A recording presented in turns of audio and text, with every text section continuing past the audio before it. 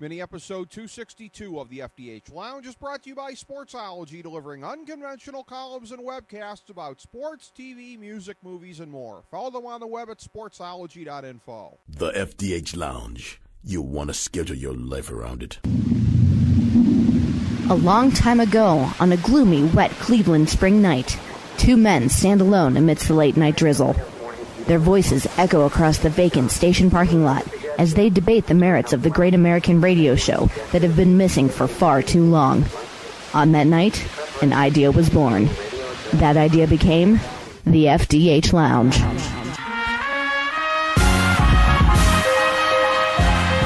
Welcome to the FDH Lounge. Hello again, everyone. Welcome to FDH Lounge, mini episode number 262. This is FDH managing partner Rick Morris coming at you here today. We are welcoming back to the program an FDH Lounge dignitary who has been with us on and off through the inception of the program way back in 2007.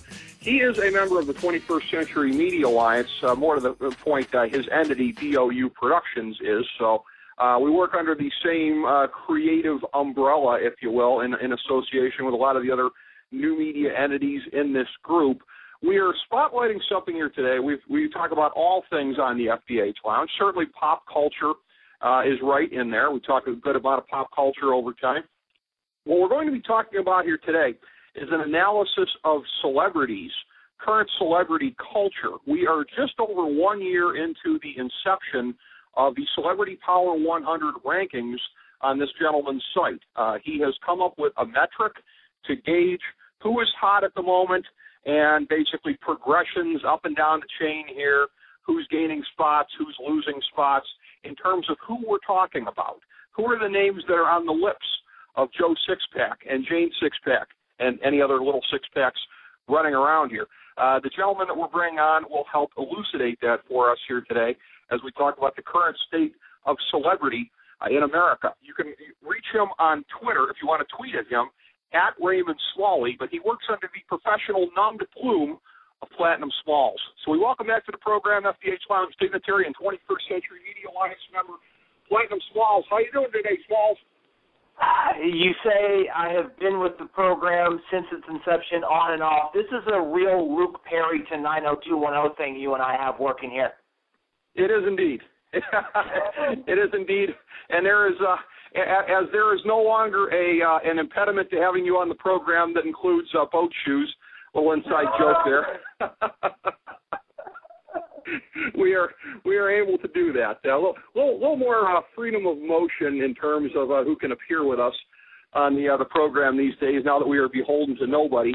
There are exactly two people in America who are laughing at that joke, and I'm glad that we're both of them. I think that we are. Yeah, it's a rather inside reference. But again, we've been meaning to do this for a period of time. We are now several weeks past the 1 year point for the Celebrity Power 100, but this gives us a chance to do a little bit of an epilogue on this as well here. I'll first say we should start by breaking this thing down here. How you came up with the idea in terms of you're matching up all range of singers, actors, famous for being famous, et cetera, et cetera. How did you come up with the idea, and how has it manifested itself over time? Well, first, famous for being famous is an excellent description of yourself. Thank you. Thank you very much. One afternoon,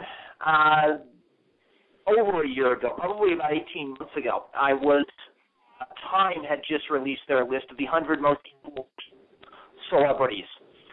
And I was discussing it with a couple of people, one of them my ex-girlfriend, and we got into a conversation of what exactly makes an influential celebrity, and that became a broader conversation about who makes these lists, because you see these lists time, weekly, people.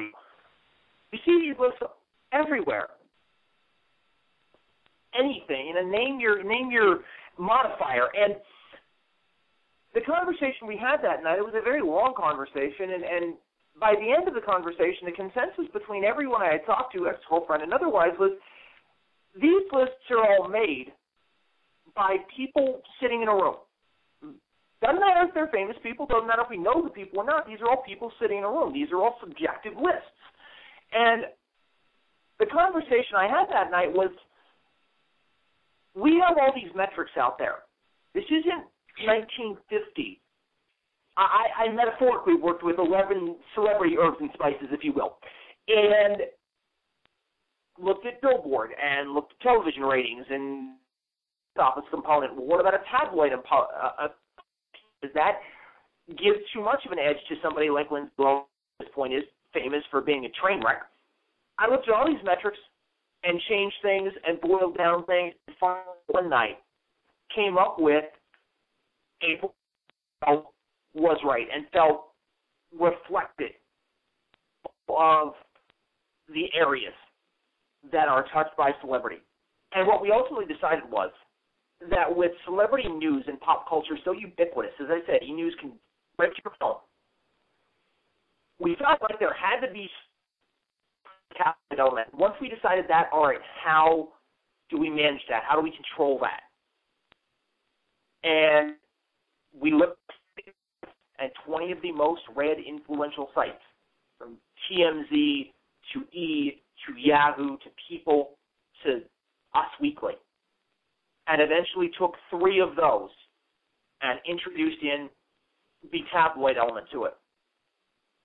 And since the inception, 59 weeks ago, we have tinkered again with the formula. It is an ever-evolving thing. We have swapped out a couple of award shows, swapped in a couple of award shows.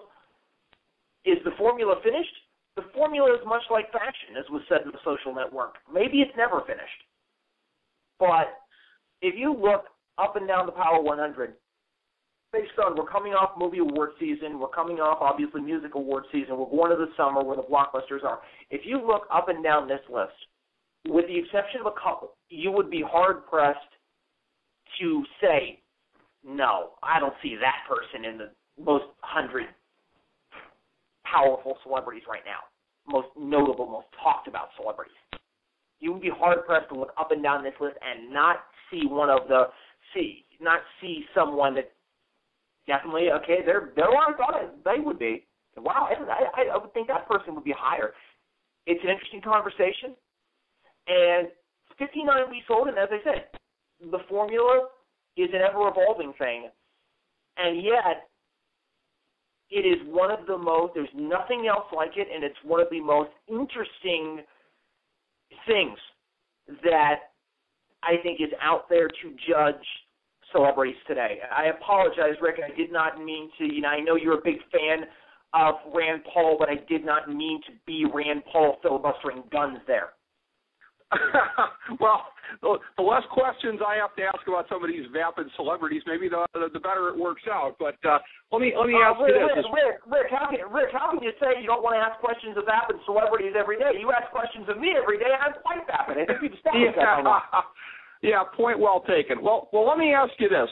In terms of what this says about celebrity, I'm looking at your thing here, your most recent ones. Of course, these can all be found at generationcheddar.blogspot.com. That's where you want to go, not just for the present rankings, but the entire archive going back over the 59 weeks. The first year of this thing, and then again, my rudimentary grasp of math tells me the 7 weeks since we passed that first year. I'm looking at this week's one here.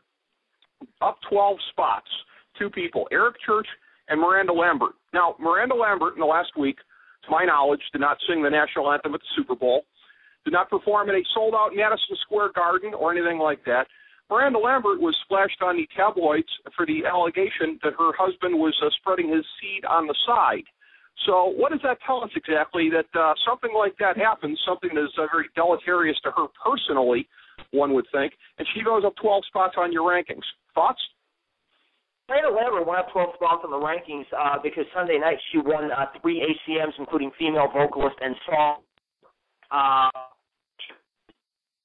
2 ACMs, one of which was a collaboration with Jason Aldean. Oh, see, that's what I get for not watching country music awards shows. Thank you for correcting me. Okay. All right, so it's a combination of winning an award, and you got to think the tabloids also are playing a part in this. Oh, yeah.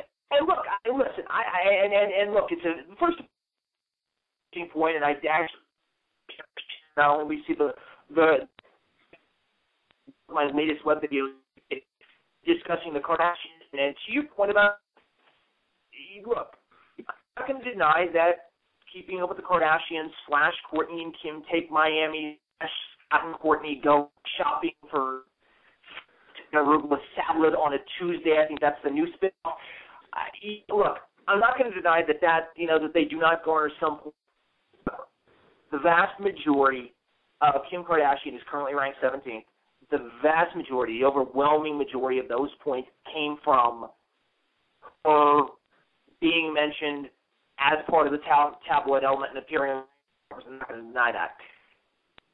However, the legitimacy of celebrity can be discussed, and where I think ultimately the system is fair is, Kim Kardashian, 17th, and you look ahead of Chris Brown and Carrie Underwood and Jason Aldean and Sofia Vergara and Ty Burrell and Josh Hutcherson. I just named people I know you're all big fans of, Rick. But if you immense, absolutely immense. I know you were talking about the Kardashians. As you and I discussed off there, this whole Ray J thing, I hit that first. Methinks there's a kid that went to middle school, Kim Kardashian, is saying, hey, not so fast, buddy. As I said to you off air, again, Khloe confessed in a book that she had lost hers at 14. So I think for all, I will say for all. That's a slow mover in the Kardashian family. Seriously, I think for all 5 girls, and I cite Kylie's as the current youngest one, I think you have to, she's only 16 now, and I would bet that it's gone. Yeah, probably. No, the point I was making is that, again, Kim Kardashian had ahead of some pretty notable names there, but if you look at people that have had major success, like a Jennifer Lawrence for Silver Linings Playbook and won, several awards, including the Academy Award for Best Lead Actress, she's 4th. Adele had a #1 album. She is 3rd. Rihanna, you talk about the perfect combination of success and accomplishments and a tabloid element because of the relationship with Chris Brown. She's 1. Taylor's 2. I think there's a place for you. Where I think the formula works and where I think the rankings work, there unfortunately is. And we can have this conversation. I think it's a very interesting conversation. You don't. I understand that. But I think it's a very interesting conversation. And I think it's a very interesting conversation about where the Kardashians belong in our society. And rightly or wrongly, there is a place for them in our society, and there is a place for them, thus, in the Power 100. However, if you look at the 100 listings, there are 2 of them. Kim's in the top 20. Khloe's consistently below 90 if she's in. The rest of them are not in. And I believe the next highest Kardashian, you'd have to go find Kourtney, and she's in the 140s somewhere. Okay. There's a place for them, but at the end of the day, those who can do good things, multiple things, award-winning things, again, Jennifer Lawrence, Taylor Swift, and Taylor Swift, again, cuts country, pop. She won a Grammy this year for Best Short-Form Video with Civil Wars. She'll obviously be favored heavily at the Teen Choice Awards, where she could finally be the 3rd person ever to hold #1. She could take it from Rihanna. Maroon 5, you look at what Adam Levine has done, not only with the album success that they've had this year, but also as host of, I know, Rick, one of your favorite shows, The Voice. You know what I love most about this segment and finding as we go along is I don't know that there's a pop culture joke I can't make about you.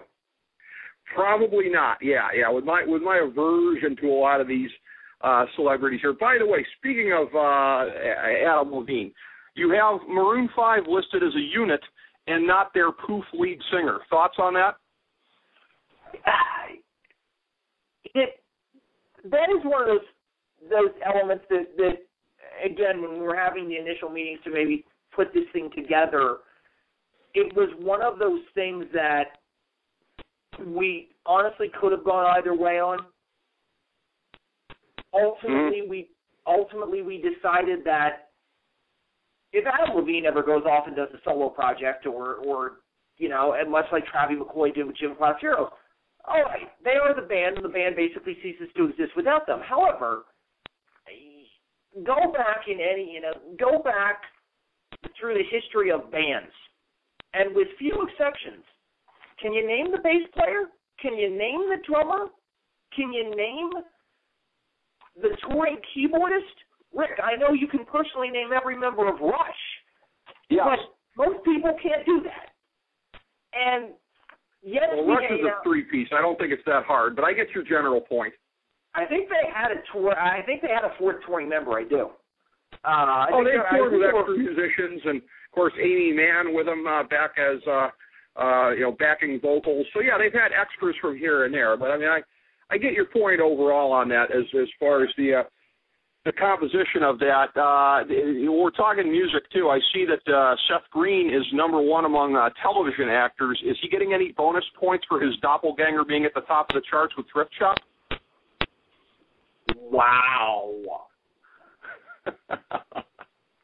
You didn't see that coming, did you? Let me tell you, buddy, that's not a hopscotch from one square to the next. That's a hopscotch from Delaware to Jersey. First thought that came to mind when I saw him up there. It's awfully coincidental that he's number one on the television guys at this very moment. I'll just leave it at that. Well, and the very interesting thing about it is Seth Green's an interesting point because there is someone who is involved again, and if you look down this list, there are a lot of people on this list involved in multiple projects. And Seth Green, you think, okay, maybe a guy out of the public spotlight, obviously a voice on Family Guy, but also if you look at cable consistently on when it airs, the number 1 and 2 positions on Friday night cable ratings are held by Robot Chicken. Right. Seth Green's very successful show. Right. I think the lesson of the Power 100, and again, as I said, there's a rightly or wrongly, there's a place for the Kardashians, there's a place for, look, I'm not a fan of, you talk about the Kardashians that you're not a fan of, I am not a fan of Pawn Stars. Mm-hmm. And yet, if you look in the late 70s in this list, there are the 4 guys from Pawn Stars. Yeah, and, true. Again, not necessarily my choice beverage, but there absolutely is a place for Alabama, Mississippi, Georgia, Louisiana, Arkansas, Tennessee, Kentucky, South Carolina. If I named everyone in the SEC, Rick? I think he did. In other words, the new territory that Wynn Duffy on Justified is responsible for administering. But Wynn Duffy, hopefully, or the guy who plays him, Jerry Burns, I look forward to hopefully seeing him on the list here at some point. But as we touched on, Rihanna number 1 on this and ended the first year of the Celebrity Power 100 7 weeks ago at number 1 after Adele held it for the first 43 weeks. Right now it's Rihanna, Taylor Swift, Adele, Jennifer Lawrence, and Justin Bieber, allegedly representing the male gender, as the top one at number 5. But so that's how they're sitting right now, but it's not an overwhelming lead for Rihanna there. And I know that on the timing of when we recorded this, you wanted to hold off because Taylor Swift, you said, was going to have a chance to make a big move Sunday night with the aforementioned Country and Music Awards, and she did not. No, Taylor Swift, unfortunately. And first of all, I will say, for anybody that's listening to this or anybody that will listen to this, YouTube the performance that Taylor Swift was a part of. The brand new track is her and Tim McGraw with Keith Urban, by the way, not even doing vocals. He just does guitar. It's called The Highway Don't Care. Taylor Swift sings the hook on it. The performance the other night set the building on fire. It was incredible. But to your point, now Taylor Swift going in with 6 nominations, had she had even you were looking basically at about a 500-point deficit for her going in. If she has even a good night, doesn't have to have a great night, and we're talking Entertainer of the Year, which is fan voted, and obviously she has a tremendous following, Female Vocal Artist of the Year, Album of the Year, and Red has been very successful. She has a good night, she takes number 1. Unfortunately, 0 for 6. It was really like a night for you dating. I have had nights like that in Athens, and there's always 2 a.m. at the end of the bar down in Athens, but that's another story for another day. But as we look at this here, speaking of which, by the way, I like to think that I'm very good at delivering career advice to people, and I just have this little gem when it comes to Taylor Swift. I'm going to go way out on a limb here. If she wants to be even more successful with her next album, my guess is she should do some song bitching about a dude that did her wrong. I'll bet she could hit it really big with that, Smalls. You heard it here first. You know, Rick, I don't know if you actually know this, but contractually, Taylor Swift actually must date 12 guys a year or she cannot release a new album. You see what I did there? I took your joke and I made it better. All I can say to that is, ole, ole, ole, ole. So Taylor Swift sitting number 2 here on the list. The remainder of the top 10 overall at this moment in time: Maroon 5, Katy Perry, Nicki Minaj, Kristen Stewart, and Kanye West, who it'd be funny if Ray J ends up jumping him on the chart in any time soon here. We'll be looking for that. But any thoughts about, again, the first year of this thing, how it manifested itself, what you're looking forward to moving forward in year 2 tracking this? Well, I mean, I guess, obviously I get most excited for any time around awards, and you know, I was always, you know, and I said this on the video that I did last night, my brother would, I will use the sanitized version for your show, my brother would say, you know, that I am a star F, star, star, star, star R. You know, but I've always been a fan of pop culture. I've always been a fan of, you know, having metrics for this. And Rick, I mean, you obviously understand. You're a fantasy guy. Ultimately, it is about value. And ultimately, it is about stacking one person against another person and saying, you know what, no, I like Pablo Sandoval versus Starline Cruz. And, you know, I get most excited around awards because those are what's going to shake up the snow globe. But at the same time, having been a journalism major, coming from a journalism background, I love me a big story, and I love me saturation coverage of a big story. And you have to look at something like during the summer when Kristen Stewart and Rob Pattinson were on tabloids 3 weeks running during the cheating scandal, and how it vaulted them up the charts, and Kristen was scoring, I think, 230, 250 points a week. And a lot of that was, now Snow White and the Huntsman was out at that time, but a lot of that was largely driven by the tabloid element. You know, and coming from a journalism background, I love me a big story. I love the angles of a big story. I love what are they thinking and who's going to get the first interview and how does this affect people and how does this affect people's lives. I mean, we never think of celebrity. I know, especially you don't think of celebrity in terms of it affects real people. It does affect real people. People idolize these people, and people watch their favorite TV shows and listen to their favorite music and, you know, stop being fans of somebody because of who they're dating or who they, you know, or become fans of someone because of who they're dating. And I think that what the Power 100 ultimately gives us is not only the pulse of pop culture, but I think it gives us a very broad cross-section of the entertainment industry. And if you look down this list, there's a lot of, you know, I would love to see more scripted television stars in the Power 100. Other than that, there's a lot of balance between male and female celebrities, between television, film, music, and radio. There's a lot of balance. And it's one of the things I'm most proud of, is that we really are, as much as you can be in this day and age, we really are all things to all people.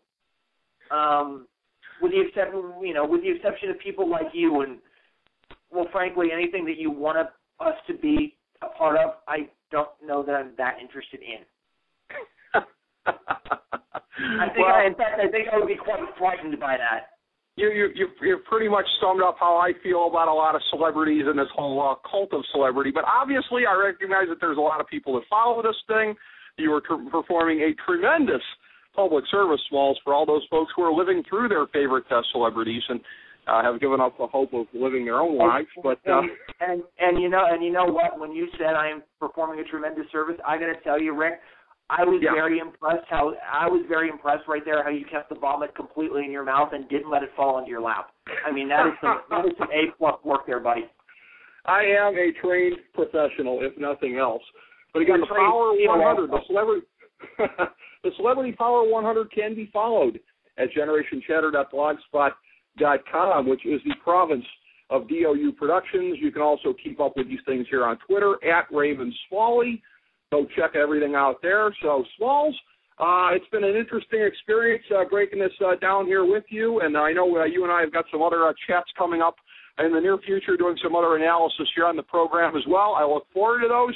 Thank you very much for breaking down the Celebrity Power 100 with us today. Thank you very much. And in the words of your favorite artist, Taylor Swift, I can't live without you, baby.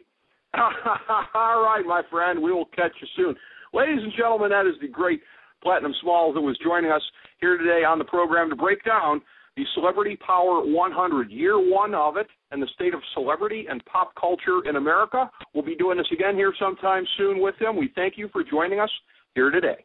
As we bring the show to a close, we would like to extend our deepest gratitude to NBC, CBS, ABC, Fox, all Clear Channel affiliates, TNT, TBS, USA, UPN, Deadspin.com, YouTube.com, YTMND.com, MySpace.com, various blogs, Fox News, CNN, CNBC, MSNBC, IamBoard.com, Billboard.com, Google.com, ESPN, ESPN2, ESPN News, ESPN Classic, NBA TV, NFL Network, Sports Time Ohio, Athlon Magazine, Comedy Central, Cartoon Network, The Boomerang Channel, QVC, BET, The Spice Channel, Steno Notebooks, Manwich, Papermate Office Supplies, waitresses, strippers, bartenders, garbage men, janitors, microwave popcorn, the writers of The Office, Scrubs, Entourage, My Name is Earl, Oz, Metalocalypse and the Boondocks, Aquafina, and the periodic table of elements.